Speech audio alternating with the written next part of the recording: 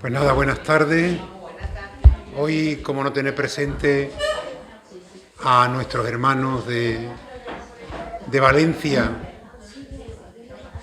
a nuestros hermanos de Valencia que están viviendo pues la tristeza, el dolor, la desolación, la desesperanza, los que han perdido sus seres queridos, los que han perdido pues sus bienes, sus trabajos, el esfuerzo de tanto, para que les llegue nuestro cariño, nuestra solidaridad y también para que aquellos que tienen mayor responsabilidad, el Estado, que no existe don Estado, existe el gobierno que cuida, que tiene que cuidar de los que formamos la nación, pues digamos, no entremos en discusiones políticas, sino que atendamos a las necesidades de la gente. Dios te salve María, llena eres de gracia, el Señor es contigo. Bendita tú eres entre todas las mujeres, y bendito es el fruto de tu vientre, Jesús. Santa María, Madre de Dios, ruega por nosotros pecadores, ahora y en la hora de nuestra muerte. Amén.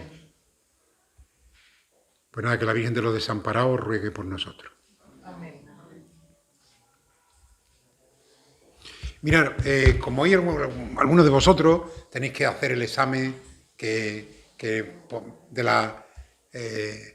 del catecismo, en lo que se refiere, digamos, los que tenéis tareas y cargos en la hermandad y cofradía, y eso está muy bien, pues vamos también a unir el tema de la Sacrosanctum Concilium, de la liturgia, con el catecismo, lógicamente. El catecismo de la Iglesia Católica lo que hace es seguir a pie juntilla, en su primera parte, lo que es la profesión de fe, la fe con la que creo. La fe con la que creo. Y la fe con la que creo la hace siguiendo el credo, el símbolo de la fe, que es el credo que nosotros lo rezamos en la Eucaristía de los domingos y en las grandes solemnidades. Pero en concreto, nosotros rezamos, por aquello de abreviar, ¿verdad?, el credo más pequeñito, que es el credo de los apóstoles. Es decir, el primer credo cristiano es muy corto, es Jesucristo. Es decir, los primeros cristianos con decir Jesucristo decían, Jesús es el Kyrio, Jesús es el Señor. Y con eso ya estaba dicho todo. Es decir, el pueblo de Israel que esperaba un Mesías, es decir, la gente reconocía que en ese hombre que vivió durante 3 años con ellos, que nació en Belén, que vivió y se crió en Nazaret, que después se lanzó por las calles de Galilea y de Judea a anunciar el Evangelio, ese que anunció el Evangelio, que murió en la cruz, pero resucitó, Jesús es el Señor. Jesús el Kyrio, la palabra griega, pues Jesucristo, la palabra latina. Y ese fue el primer credo. Y el credo se va agrandando, normalmente y siempre, porque la comunidad cristiana empieza a tener dudas. Es decir, que eso de dudar no es algo contemporáneo. La gente se cuestiona y todo no lo tiene claro. Entonces, en la medida en que la comunidad cristiana empieza a tener dudas, el credo se va agrandando. Es decir, mi confesión de fe tiene que ser más grande. ¿Por qué? Porque al principio, con decir Jesús el Señor, ya ahí nos sentimos todos identificados. Pero si ahora ya empieza alguien a pensar que sí, que Jesús era Dios, pero con un impermeable de hombre, pues entonces ya empezamos, y la gente, no, era Dios verdadero y hombre verdadero. ¿Y eso por quién? Porque lo dices tú. Entonces la Iglesia, la comunidad cristiana, tiene que ir aclarando y poniendo las cosas en orden. Y por eso el credo va aumentando. Hasta el punto que el credo completo no se termina hasta el siglo VI, prácticamente. Y por eso, sobre todo, con 2 concilios muy importantes. El concilio de Nicea, que dejó claro que Jesucristo era tan Dios como el Padre, y el concilio de Constantinopla, que terminó diciendo algo también que era muy necesario, que el Espíritu Santo era tan Dios como el Hijo y como el Padre, porque todo se había puesto en duda. Y por eso hay un credo, que es el credo niceno-constantinopolitano, que es el que no rezamos porque es muy largo, pero que al principio sí que lo rezábamos. ¿Acordáis de aquello? Dios de Dios, luz de luz, Dios verdadero de Dios verdadero, engendrado, no creo. Basta con que nos toquen la tecla. Si nos tocan la tecla, recitamos nos tocan la antífona, recitamos el salmo entero. Pero después en la misa o lo abreviamos con el símbolo de los apóstoles, que es más breve, o todavía incluso el símbolo de los apóstoles lo rezamos en 3 preguntas, terminamos antes. Bueno, pues el credo niceno-constantinopolitano es el que sigue, porque es el más extenso, el que aclara más, el que va dejando las cosas más claras, y el que el catecismo de la Iglesia Católica recoge. Y entonces en la primera parte del catecismo, pues digamos, porque eso es de lo que nos van a examinar a todos los que quieran, y le dan el título, pues la primera parte del catecismo está dedicado a la fe que yo profeso. Es decir, que creo en un solo Dios, que es Padre. Creo en Jesucristo, Hijo único de Dios, engendrado, no creado, de la misma naturaleza que el Padre, porque en todo fue hecho. Es decir, creo en el Dios Padre que es creador, creo en Jesucristo, su Hijo, que es Dios de Dios, luz de luz, Dios verdadero, Dios verdadero, todas esas cosas. Y creo en el Espíritu Santo, que es Señor y dador de vida, que procede del Padre y el Hijo, que con el Padre y el Hijo recibe una misma adoración y gloria, y que habló por los profetas. Es decir, y ahí están contenidos 2 concilios. El de Nicea, que deja claro que el Hijo es tan Dios como el Padre. Es de la misma homousio, era la palabra que empleó, de la misma sustancia que el Padre. Y el concilio de Constantinopla, que deja claro que tan Dios como el Padre y como el Hijo es el Espíritu Santo. Es decir, que Nicea dejó muy claro que Jesucristo era Dios. Y después vino otro concilio que no está en el... que aparece también en el credo, que es el concilio de Calcedonia, en el que deja algo muy claro, que en Jesucristo hay 2 naturalezas, que es Dios como el Padre y es hombre como nosotros. Y porque como es Dios como el Padre y hombre como nosotros, pero claro, ¿cómo es que hay 2 personas en Cristo? No, pues entonces la Trinidad no serían 3, sino 4. Hay una sola persona, pero con 2 naturalezas. Y esas naturalezas se unen en Cristo, la humana y la divina, sin cambio, sin confusión, sin separación. Y eso que parece tan sencillo, tardó 6 siglos en la Iglesia en dejarlo rayanamente claro. ¿Por qué? Porque había quien creían que Jesús era una especie como amasijo de cosas, ¿no? Y que lo humano y lo divino iban por separado. Y que o al revés, los que creían que lo humano sobre lo divino. No, es una persona divina, porque es el verbo eterno de Dios, el que se encarna. Al principio, dice San Juan, ¿no? en el prólogo tan precioso de la carta del Evangelio de San Juan, dice, al principio era el verbo, y el verbo era Dios. El verbo eterno es el que cuando el Padre decide comunicarse de una manera ya, comunicarnos el amor que nos tiene, que no acabamos los hombres de enterarnos, decide que su Hijo, el verbo eterno, se encarne. Y quien se encarna en las purísimas entrañas de la Virgen es el verbo eterno. El verbo existía desde el principio. Porque no sería Dios. Si Jesús aparece cuando nace de la Virgen, no sería eterno. Y él era eterno. Lo que pasa es que Dios, lo hemos escuchado hoy en el Evangelio, se rebajó haciéndose hombre. Y por eso las 2 naturalezas, la humana y la divina, en una única persona. Esa persona es divina desde la eternidad. Pero el que sea divina de la eternidad no le quita nada a ser un hombre verdaderamente hombre, porque precisamente la carne humana se la dio a la Virgen. Y por eso, como la Virgen es madre del Hijo de Dios, no es solamente madre de la naturaleza humana, porque están unidas sin confusión, sin separación y sin división. Por eso se puede decir, sin decir una barbaridad, que María es madre de Dios. Para ser más exacto, habría que decir María es madre del Hijo de Dios. Pero Pero como las tres personas son Dios, pues Madre de Dios. Y eso la Iglesia también lo definió en otro concilio, que fue el concilio de Éfeso.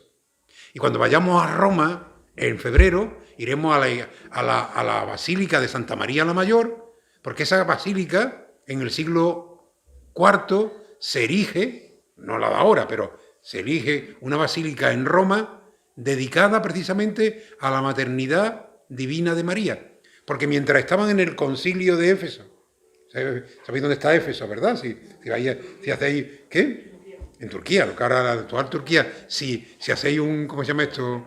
Un tour de eso, ¿no?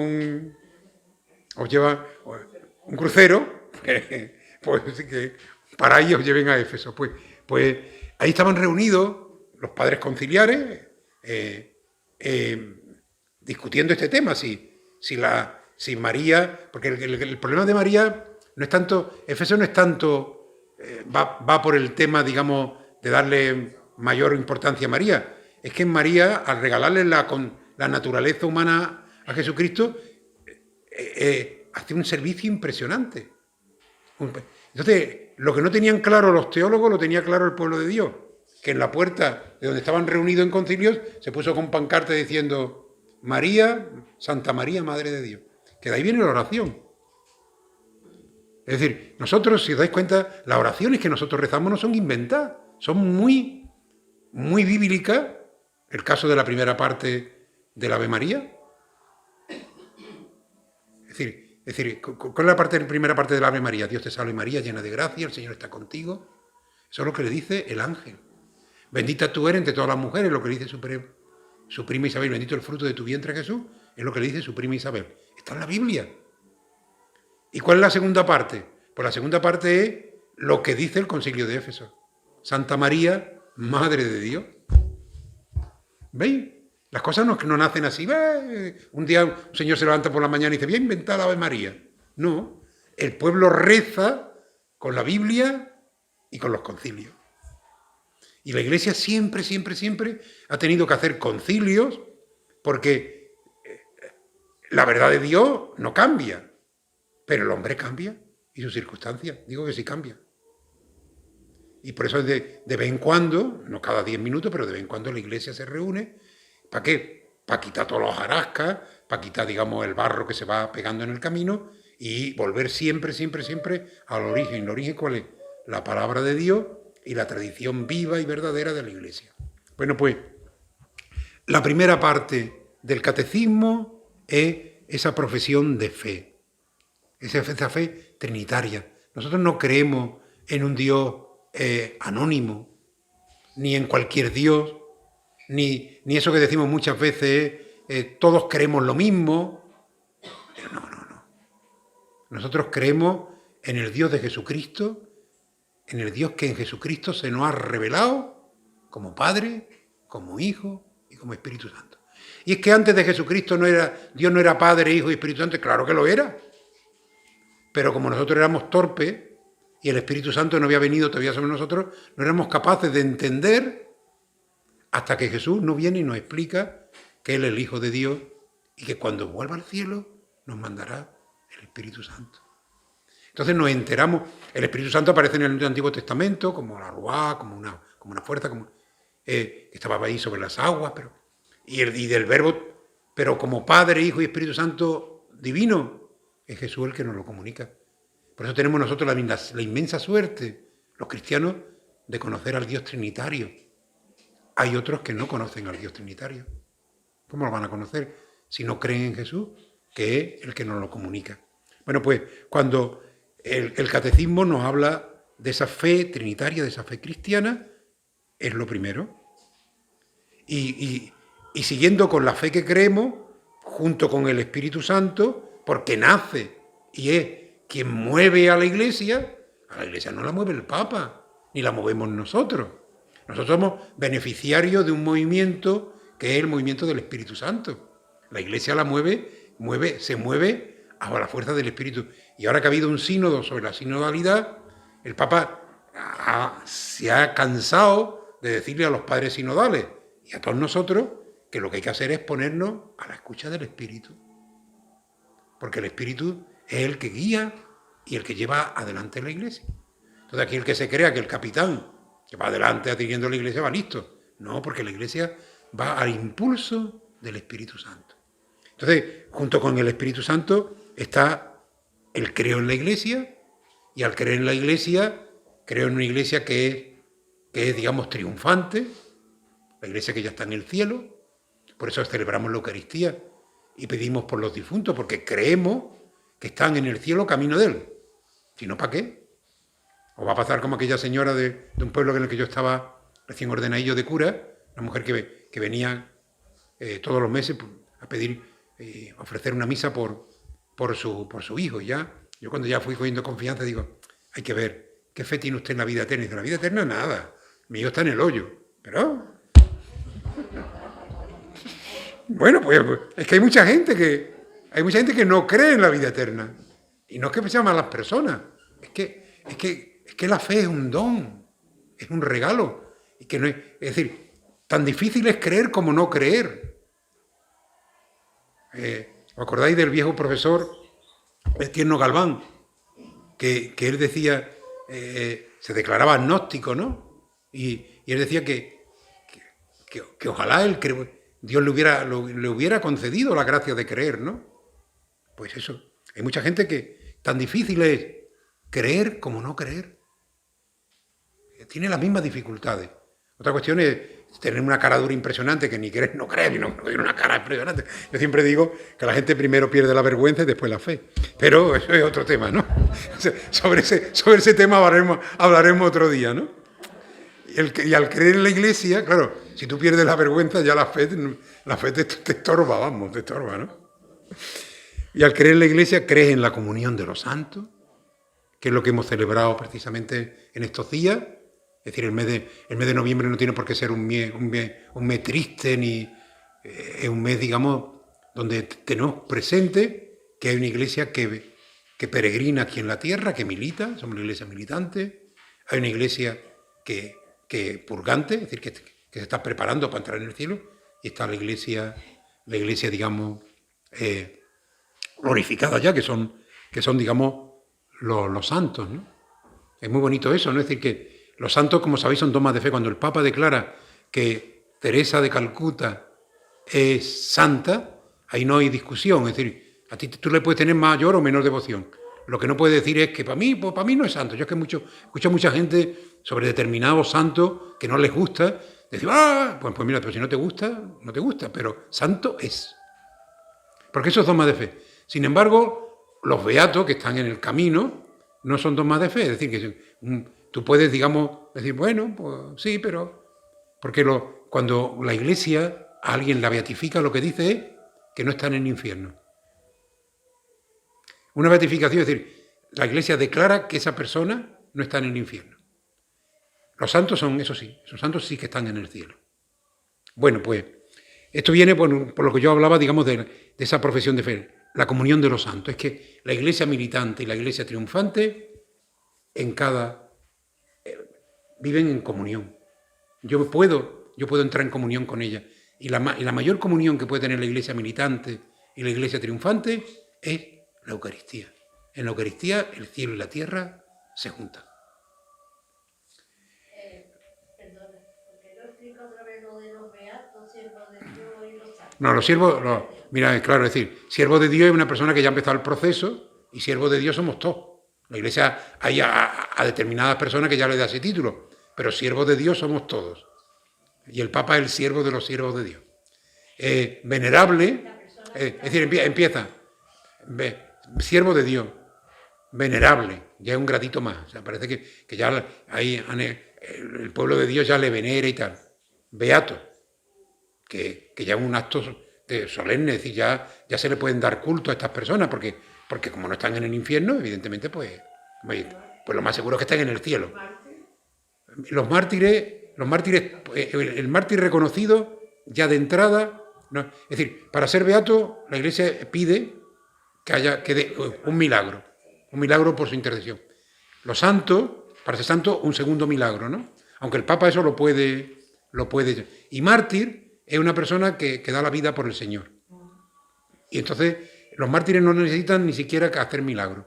Sencillamente el que muere mártir es beato.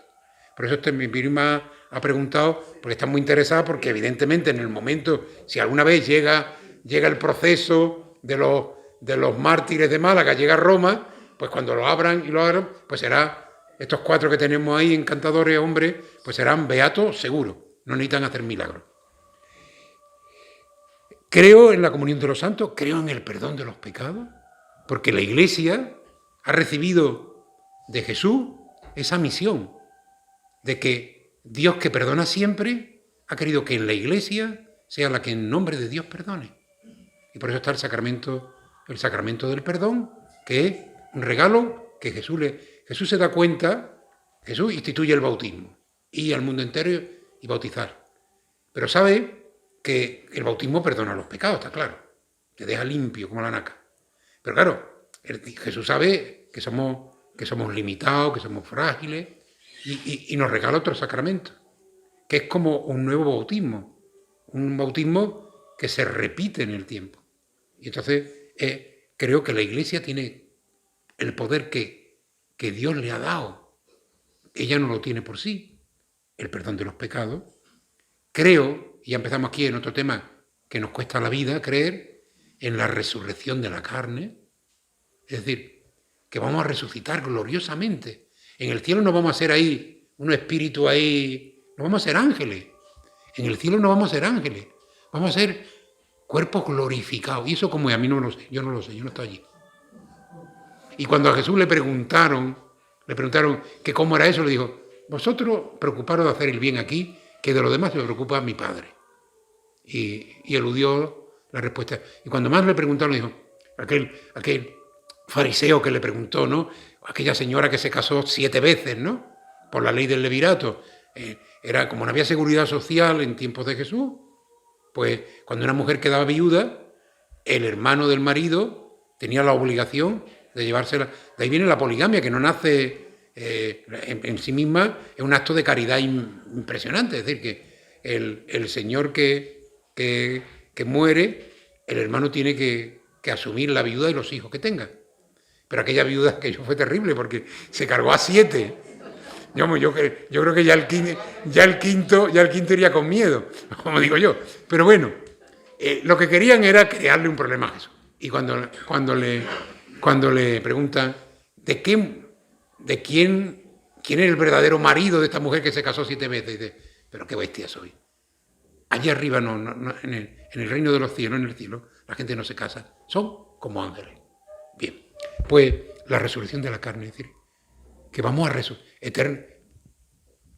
Es decir, el hombre que se muere resucita. Todos vamos a resucitar. A la gloria, los que aprueban el examen final de la vida, que ya las preguntas las sabemos, son capítulo 25 de San Mateo, y que San Juan de la Cruz lo dice tan bellísimamente, ¿no? En la tarde de tu vida te examinarán de amor. Es decir, no perdamos el tiempo pensando que si esta novena, que si 5 Padres Nuestros, que no, que de eso no te va a preguntar el Señor nada. Si lo haces muy bien, pero no creas que con eso estás consiguiendo la salvación. Es decir, la salvación es un regalo. Y lo que el Señor te va a preguntar es, tuve hambre y me diste de comer, tuve sed y me diste de beber. ¿Pero cuándo, Señor? ¿Cuándo? Cuando lo hiciste con uno de estos pequeños, conmigo lo hiciste. Bueno, pues eso. Y al final, el último, con lo que termina el credo, esa primera parte del catecismo, que es el credo que Nicero Constantinoplatano es, y creo en la vida eterna.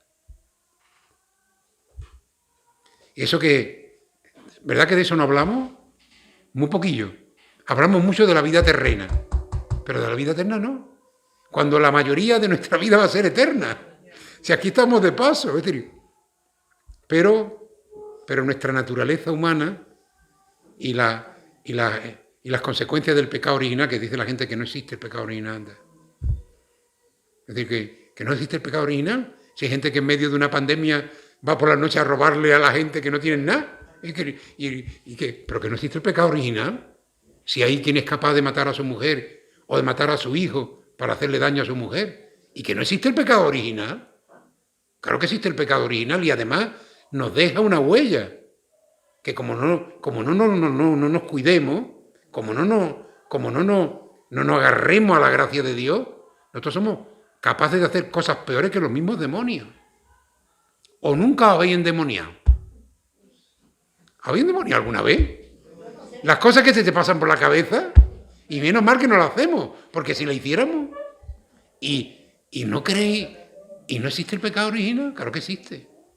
Vamos, lo que no es, hombre, no es la historieta de la manzana y eso ya, pero el pecado original, claro que existe. Cuando el hombre se cree dueño de su vida y lo más grave, de la vida de los demás.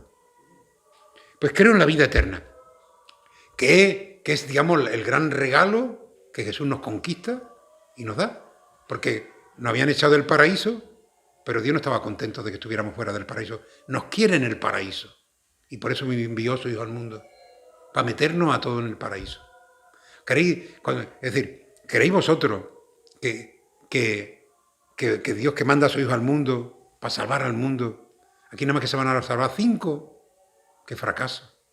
El Señor ha venido para llenar el cielo, porque es lo que quería en lo del banquete de la misa de hoy, ¿no? Era, como no llenaba el banquete, pues venga, ve por más gente, ve por más gente. ¿Quién no va al banquete? Los que no quieren ir. Los que no quieren ir. El Señor quiere que todos vayan al banquete. Ahora, si tú dices, no, yo tengo otras ocupaciones, yo no quiero ir al banquete, vaya tú. Pero la mayoría de la gente quiere ir al banquete. Y caben todos. Mira tú, si caben todos, que no había manera de llenar aquello, ¿no? Bien, pues esa es la primera parte del credo. Y está en el catecismo muy bien explicado y todo lo que necesitéis. La segunda, que es lo que tiene mucho que ver con el tema que estamos tratando en esta ocasión, es la fe que celebro, la celebración del misterio de Cristo. Es decir, lo que yo creo, lo celebro. Y esa celebración es la liturgia.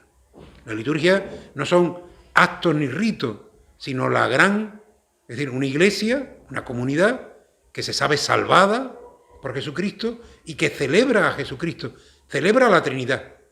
Si os dais cuenta, en el momento culminante de la plegaria eucarística termina con un brindis que hacemos a la Trinidad, por Cristo, con Cristo y en Cristo, a ti Dios Padre Omnipotente, en la unidad del Espíritu Santo, por los siglos de los siglos, y el pueblo contesta, amén. Que amén significa, no así sea.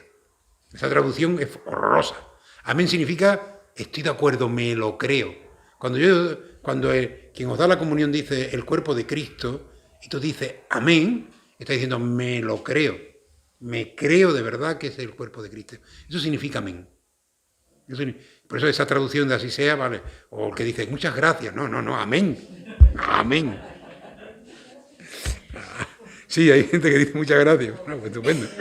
Bueno, pues la fe que creo es la fe que celebro. Es decir, lo que yo celebro no está apartado de la fe. Y en el catecismo lo deja claro. ¿Y cómo celebro yo lo que creo? Pues ¿cómo celebro yo la Pascua? En los 7 sacramentos. También la Iglesia necesitó, hasta el siglo XVI, hasta el Concilio de Trento, para dejar claro que los sacramentos eran 7 y solo 7. El bautismo, la confirmación, la penitencia, la Eucaristía, el orden sacerdotal, la unción de enfermos y el matrimonio. 7. 7 y solo 7. Uno de ellos, el orden sacerdotal, con 3 grados. Diácono, presbítero y obispo.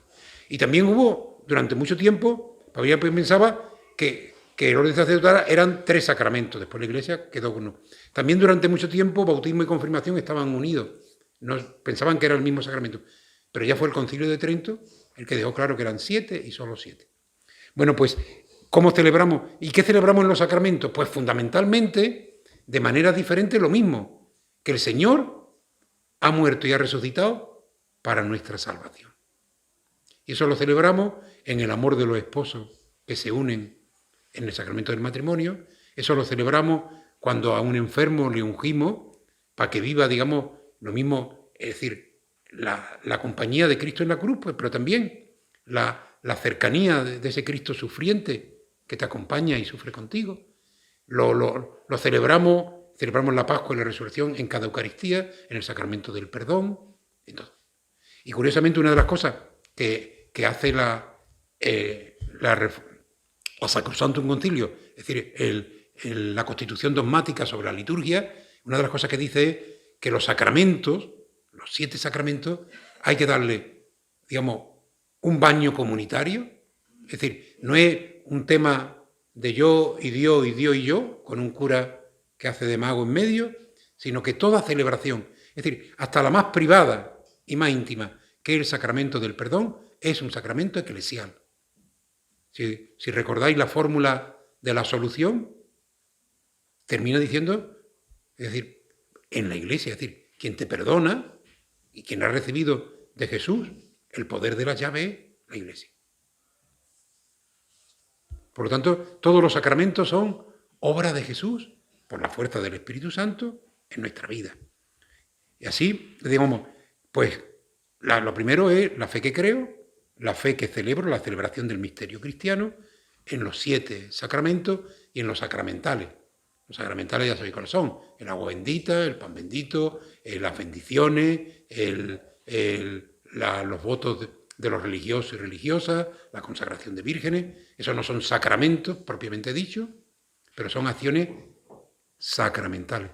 Y el concilio pidió que tanto los sacramentos como los sacramentales no perdiesen ese gesto, ese sentido comunitario eclesial. En la Iglesia, aunque tú eres el que está pidiendo el perdón, es la Iglesia que está contigo rezando y la Iglesia que en nombre de Dios te perdona. Bien, en la Iglesia es donde te perdona. Y ahí entenderemos muy bien cuando Teresa de Jesús al final de su vida dice: por fin muero hija de la Iglesia. Es decir, ¿por qué? ¿Por qué? Porque al final lo que nos salva no es que yo sea muy bueno y aquí no nos salvamos en solitario, sino que nos salvamos en solidario. La salvación no es una carrera de sprint a ver que el primero llega, sino una carrera de fondo, y lo que importante es que lleguemos todos.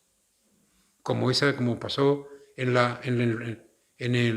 los Juegos Paralímpicos, ¿no? Aquella chica ciega que llevaba un monitor, que el monitor fue más bien una rémora que una ayuda, pero bueno, pero que al final ella le importó poco ganar o perder, sino que ayudó. Lo podía haber dejado allí, paso y ahora vuelvo por ti, pero no, lo ayudó. Es decir, eso tiene mucho que ver con lo que es esa salvación eclesial, ¿no? Y la tercera parte del catecismo de la Iglesia es la vida en Cristo. Es decir, nosotros somos criatura humana, somos naturaleza, y sobre esa naturaleza que somos actúa la gracia. Y hay siempre un diálogo, es decir, entre naturaleza y gracia. Y un diálogo, y digo diálogo porque la gracia no se impone. La gracia es siempre propuesta. Y por eso muchas veces el Papa no deja de insistirnos que la evangelización, y lo decía ya también Benedicto XVI, no es por imposición, sino por contagio. La evangelización es por contagio. Y eso es más lento y a veces nos contagiamos y a veces el otro no se deja contagiar. Pero no, la evangelización no se puede imponer en la vida, porque al final Dios no se impone, Dios es propuesta. Estoy a tu puerta y llamo, y si me abre, entraré. Y si no me abre, pues seguiré llamando a la puerta. Dios no se cansa. Dios es paciente. De ahí viene eso de la paciencia de Dios. O no lo hemos experimentado en nuestra vida. Cómo se ha tirado a la vez tiempo el hombre ahí, dale que te pego, y nosotros lo nuestro. Hasta que un día ya, pero nunca le dio una patada a la puerta y se metió en nuestra vida, jamás. Él es el más respetuoso de todos los respetuosos. Bueno, pues la vida en Cristo es lo que se llama la moral, pero la moral no son unas normas externas a cumplir, sino que la moral es seguir a Jesucristo. Y el que sigue a Jesucristo vive la bienaventuranza. Y el que se viste con ese traje. Y el que sigue a Jesucristo cumple los 10 mandamientos, que Jesús los resume en 2, que lo veíamos el domingo pasado: amar a Dios sobre todas las cosas, al prójimo que a ti mismo. ¿Y al prójimo cómo lo amo? Pues honrando a mi padre y a mi madre, que son prójimos. ¿Y al prójimo cómo lo amo? Pues no matándolo, no pegándolo, no siendo violento con él, que es el 5.º mandamiento si no ha cambiado. ¿Y al prójimo cómo lo amo? Pues no mintiéndole. ¿Y al prójimo cómo lo amo? Pues no usándolo. Y al final, los 10 mandamientos, si os dais cuenta, si en vez de puesto en negativo, no, estuvieran en positivo, los 3 primeros, cómo amar a Dios, y los 7 siguientes, cómo amarnos entre nosotros. Porque cómo vas a amar tú, va a decir a alguien que lo ama y lo estás apaleando, o lo estás, digamos, mintiendo, o estás, digamos, envidiándolo. Los mandamientos de la ley de Dios están muy bien pensados y muy bien, bueno, pues también el catecismo utiliza ese tercer momento. Y el cuarto momento del catecismo lo dedica a la oración cristiana. Es decir, lo que creemos, lo que celebramos, lo que vivimos, pues también eso provoca en nosotros un deseo de intimidad, de cercanía, de alabanza a aquel que nos crea, nos perdona y nos acompaña, es decir, lo que es la oración. La oración, en boca también de Teresa de Jesús, es tratar de amor con aquel que sabemos de que nos ama, y me encanta también la definición que hace el Papa Francisco de oración, ¿no? Tomar conciencia de que Dios nos mira. Rezar es tomar conciencia de que Dios nos mira. Y rezar no es, ya lo decía Santa Teresa, aburrir a Dios, ni aburrir a la Santísima Virgen. Yo muchas veces digo, cuando empezamos, yo digo, hay un momento en que la Virgen tiene que decir ya. No. Es decir, a veces nos viene bien a nosotros. Es como una cura terapéutica, ¿no? A mi madre rezaba el rosario para dormirse. Bueno, pues vale, venga. Era digamos, el somnífero, ¿no? Bueno, bien. Y hay gente que a lo mejor a la visita al Santísimo también le sirve para dormir un poco. Bueno, y una madre de familia le preguntó un día al Papa, a Francisco, que decía que ella, cuando podía ponerse un poquillo a rezar, era ya la madre con un montón de hijos, al final ya de la jornada, y la mayoría de las veces se quedaba dormida. Y le dijo el Papa, pues estupendo, tú le rezas a Dios durmiendo, ¿qué vas a hacer? Dios te mira y te mira durmiendo, ¿no? Bueno, pues la oración sobre todo es tratar de amor con aquel que nos ama, es tomar conciencia de que Dios me mira y que mira. Y la oración cristiana, porque en todas las religiones se reza, mirad los budistas y la que lían, ¿no? Y en todas las religiones se reza. ¿Qué tiene de original la oración cristiana? Pues que la oración cristiana siempre nos lleva al prójimo. Aquí no se trata de que yo y Dios y Dios y yo, sino que cuando yo me pongo delante de Dios, Dios me pone delante al hermano, siempre. Entonces yo le pido y él me da. Es decir, eso de María, la María es la gran orante, ¿no? Que le dice a Jesús, nos dice a nosotros, haced lo que os diga. Y después con la otra mano le dice al Hijo, anda, concédele lo que te piden. Pero ahí la oración es de ida y de vuelta. Si en la oración no hay vuelta, entonces estamos hablándole a nuestro ombligo. Y bueno, está bien hablar al ombligo, pero bueno, eso es el yoga. Es decir, que nos ponemos a veces muy nerviosos, hay que ver yoga, digo. Pero bueno, si muchas veces sin postura hacemos nosotros yoga, que digo, vamos a hacer una relajación, vamos a ponernos aquí a relajarnos, ¿no? Bien. Pero la oración, hombre, en muchos momentos relaja y en otros momentos te pone nervioso. Porque quiera que no, es decir, ante muchas situaciones, el Señor lo que te da es patadas para que espabile y te comprometa. La oración no puede ser nunca una evasión. Porque si no, tendría razón aquellos marxistas que dijeron que la religión era el opio del pueblo, ¿no? Para nada. La religión no es el opio del pueblo. La religión es vitamina para comprometernos más en la tarea que el Señor nos ha encomendado. Bueno, pues el Catecismo de la Iglesia Católica toca en esas 4 partes, y los que os vais a examinar en el mes de diciembre, sabéis que de la 4ª parte no van a hacer ninguna pregunta, pero de las 3 primeras sí. Bueno, pues ya os he dicho ya muchas cosas que tienen que ver con ese examen importantísimo, ¿no? Del cual hay una parte que es la de la fe que celebramos, que es la que estamos viendo en el tema de la liturgia. De esas hay unas pocas de preguntas. ¿De acuerdo? Pues le damos muchas gracias al Señor. El próximo día seguimos y veremos, digamos, de que la liturgia celebra la Pascua del Señor y fundamentalmente a Jesucristo. El próximo día veremos quién es Jesucristo desde la liturgia. Amén.